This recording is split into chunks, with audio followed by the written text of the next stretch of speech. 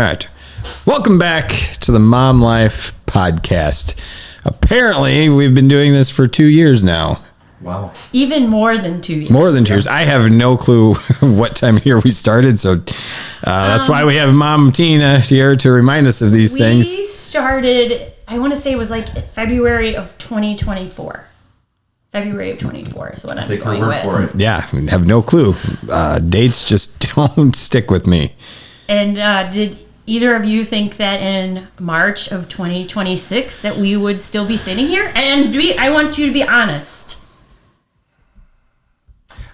I will start and say probably not, because before we actually got this up and running, he and I had tried a couple of times. You probably don't even remember to do some stuff on Zoom. And remember that when we would do a couple of months, there was just, there were starts and stops. I actually and just do remember couldn't that. get it up and running. So if I had to guess, I'd probably, and I don't want to get too far into my notes here, but there was a consistency thing that we would sometimes have trouble with. So I would probably venture to say no. Yeah. Phew. I like to think I was pretty damn optimistic about it. This time was different.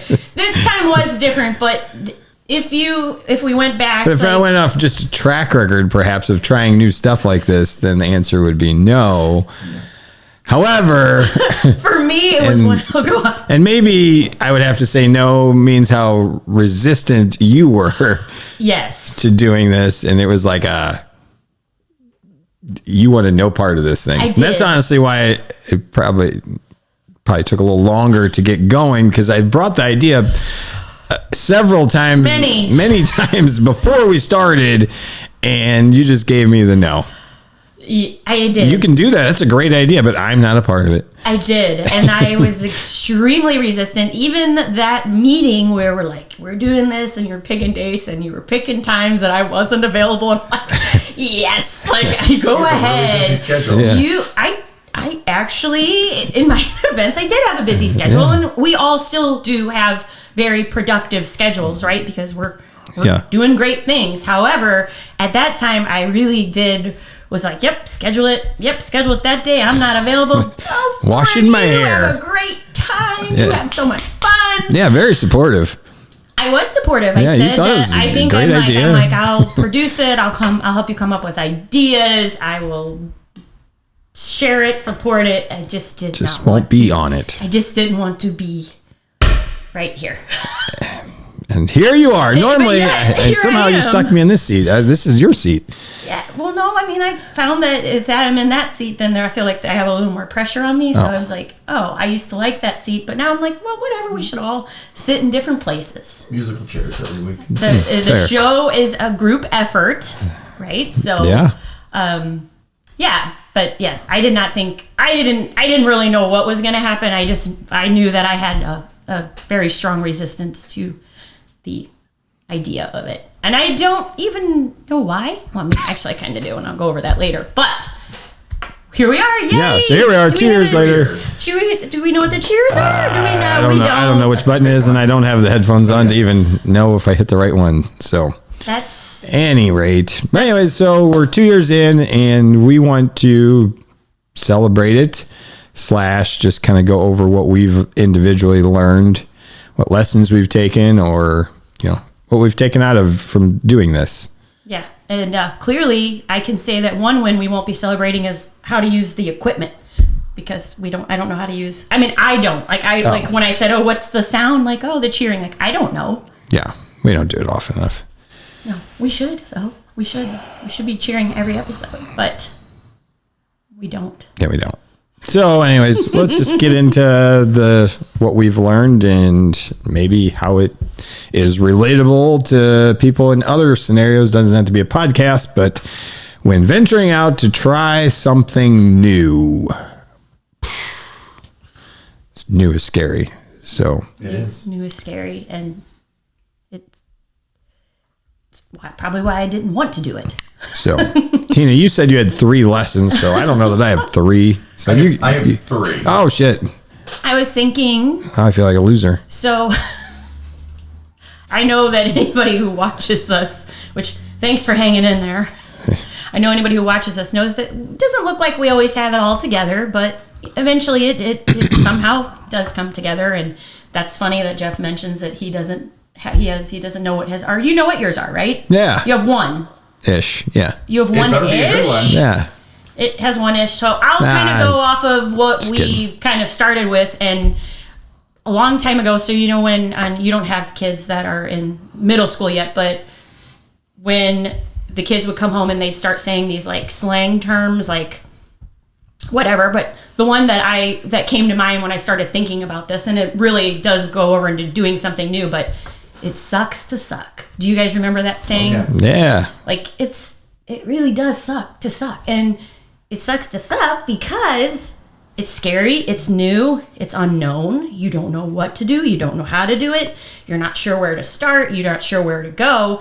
And so when you have that feeling, which is the feeling I had when I had all that resistance, is it's just like, I don't want to suck at this. Like, so I'm just not going to do it, which I know that's not the right mindset, but that's where I was. So my first lesson that I took away from, and again, you'll see this is going to apply to anything new and anything you've ever done that was worthwhile or meant anything to you.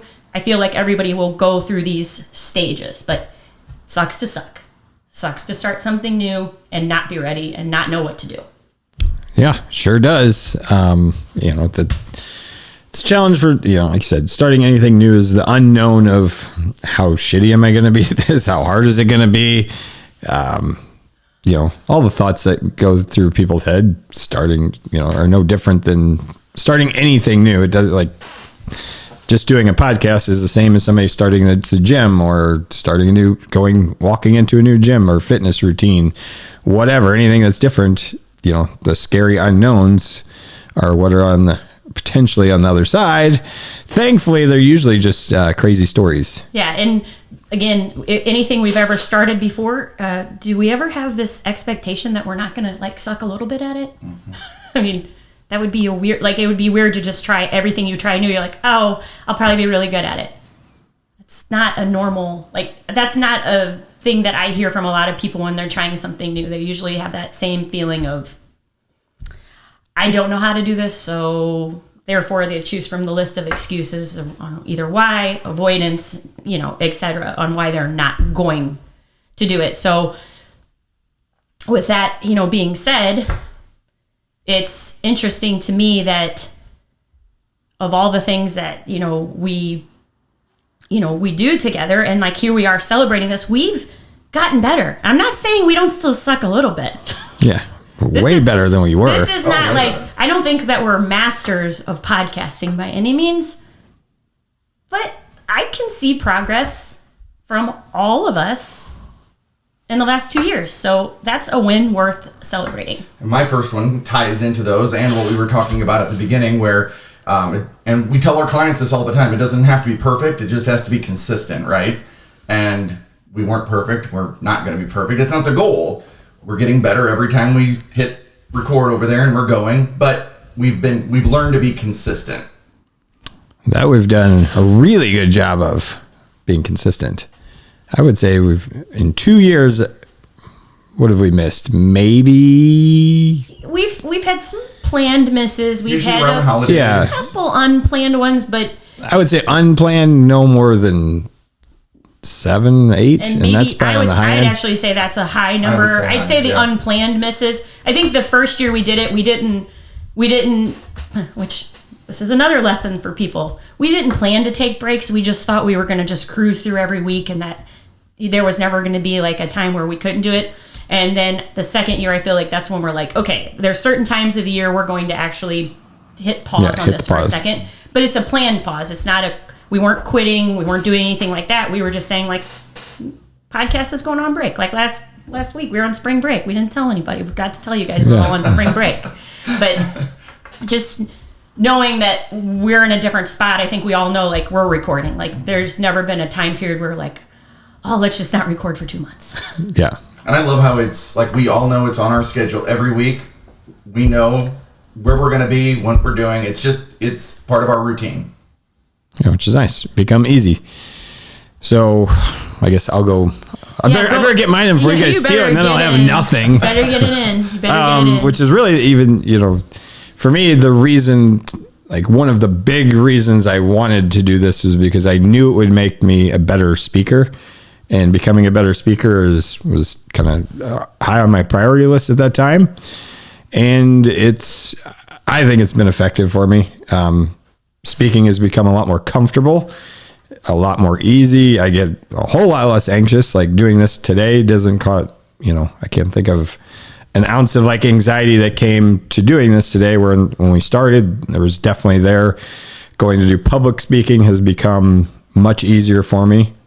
And that's, one of the big reasons I wanted to do this was just to help me overcome that barrier that I had, because public speaking on camera, recording something and putting it on Facebook, oh my gosh, that was like, well, before we even did this, I guess it's probably been 3 years since we recorded a video promoting the St. Patty's Day. And how many times did it take me to record that out on the street? We were probably out there for 20 minutes. We were out there a long to time. Record a 15-second clip because I couldn't stop fumbling over my words to say, come to St. Patty's Day on this day at this time. And now you can do it live. Yeah, now I could probably go in there and do it live, and we would do it in 30 seconds, not 30 minutes. Yeah, and it's... For anybody who's ever, like, if you're comfortable with public speaking, if you're comfortable, like if you're a podcasting type person, or if you're comfortable speaking on video, it's hard to put yourself out there, right? Like in our minds, and maybe this is just me, but do you ever think because everybody could see this, but everyone's watching. I would love to think that we have so many viewers, but the truth is, whoever's following us, they are watching it, and yes, it is available for anybody to go find, but there was a certain amount of fear around that too, around putting yourself out there and knowing that it was being viewed. And, that's where our nerve, I'll take out the word thing. I know our nerves came in from that. Sure. Because we had a story about what is someone gonna think about what I'm doing? Oh my gosh, I didn't say that perfect. I fumbled over my words. I fumble over my words like all the time. So what difference does it make if someone's recording me and watching me fumble over my words, or if I'm just sitting in the background being like, oh, I really wish I would go and do that. Just, being okay with putting yourself out there is not really on my list, but that definitely came to mind when we started this, like being okay that it was going out there. And the reason why, which I'll go to my number 2, and this is really important in any goal. Why are you doing it? Why was I doing this? Because I was clearly really good at wanting to avoid it.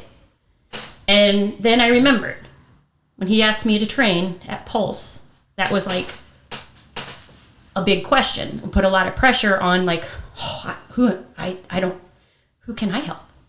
Can I help someone? And then the more we started recording the podcast, I'm like, I might be helping somebody. And then it changed. It's like, I don't even know who it might be helping. It could be somebody that just listens and they never interact. They may never even come to the gym. I may never even meet them. But maybe something we're sharing, because that's what we're trying to do, right, is help people. Maybe something we're sharing is reaching somebody. We don't even know it. That's exciting to me. So that was my next lesson. Like, I learned why I was doing it, and that made all the difference. And that ties into my third one, was clarity in our message. Like, this is an opportunity for us to share who we are, what we do, and, grow, no matter who the audience is, just get who we are out there. Yeah. And that's, and that was another one of mine is starting this whole thing was so people could learn who is behind the walls of this place, because not everybody's just willing to walk in the door to figure out who in the heck who are these people? What is Pulse? Who are the people that are behind it? And at the time we really weren't that great at social media.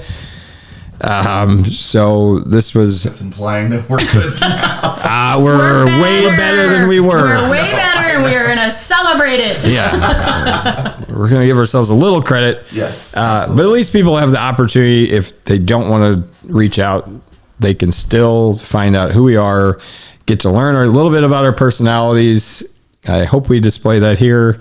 Try not to change who I am too much as I'm doing this, and try to be as, this is how I would speak. And, somebody said one time that was listening to why you cuss so much? It's like, well, sometimes I can't hold it back, and sometimes it's necessary. I did last week on the podcast. But even sometimes in the gym, it's going to slip out sometimes, but it's not like crazy amounts, but every now and then. But again, it's my personality, and nobody's walked out the door because of it. At least I don't think. Not that we know of. But I agree. Like, I think all three of us sitting here, I've heard people talk about us going back and forth on the podcast, like, oh, Tina's giving them trouble today or whatever. And it's just yeah, because this is just real life. Everything that we're sharing with you, these are not things, we're not up here preaching and saying, look, do this, don't do that. We're like, hey, we've done all the things. We've kind of seen a lot of the things. And so our goal, again, was just to try to help you. So we want to share it in a real life, authentic way. Like, if you know me, if you know Jeff, you know Josh, you come up to us on the street, you're going to be like, that's the person I've listened to her, I've listened to him. I feel like I've already had a conversation with you about this. And that's, for me, that's the message and the way I want us to show up. And I feel like we do that. I feel like that's really the way we're doing this. And that's another reason why it's it feels good, because I'm not trying to be somebody I'm not. We're definitely not scientific. Yeah. We're not scientists? I don't think so. Yeah. We think we're really funny. So I hope we others are comedians. Yeah. We're trying to be stand-up comedians. Yeah. Can't you tell? Haven't made it yet. No, I don't know that we're going to. I have one other thing that I've learned, and I hope Jeff will agree with me. Okay. We're a team, and through all teams and partnerships, communication is really important. And Jeff and I have learned the hard way.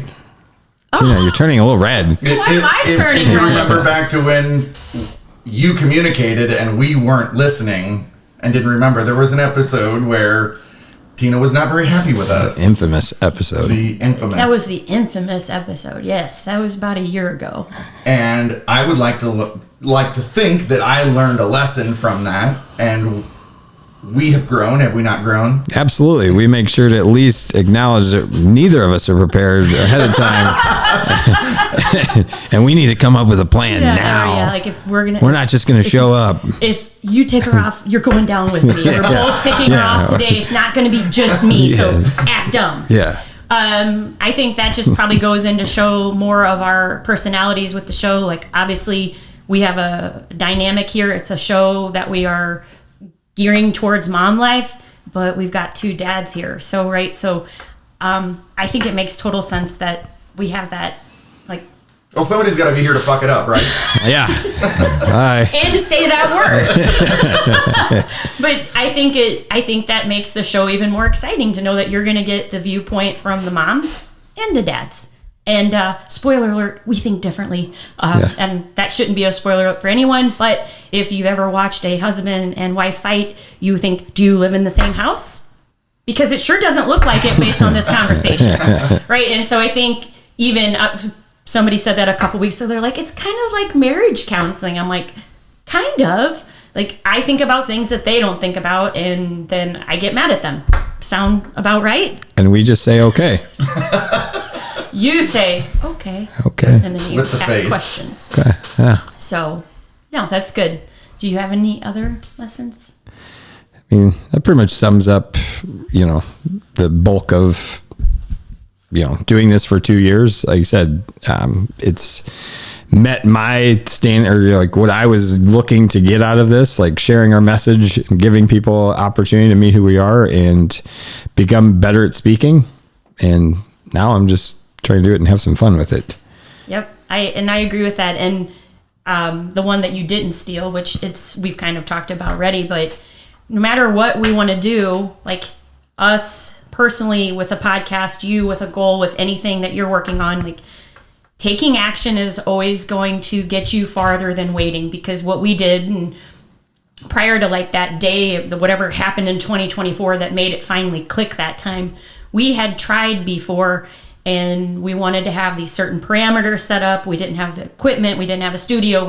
So we started on Zoom, right? Like, we went through those stages of beginning, and even when we started, but we kept being consistent. But if we would have waited until we had like our sweet studio with the wall and these microphones, like, it could have been an undetermined amount of time before we were like, okay, we finally have everything perfect. Let's start. Like, we started and then we figured it out. And I think any good goal, any good success, anytime you achieve something that makes you feel really good and gives you that feeling, always, if you think back to when you started, it started messy and then it worked out. But if you had never started, you can guarantee it's never going to work out, right? I like that. Yeah. I mean, it was real messy to start with. Like you said, four really nervous people on Zoom. We just recorded who we were, and the episode was like 7 minutes long. Yeah, it felt like 20. Yeah, so sweating. Lots of sweating and no studio lights. So go figure. It was just our own pure adrenaline running through our bodies, saying, "Run, danger! Get out of this room! Shut your computer lid." Yeah. I guess one more thing.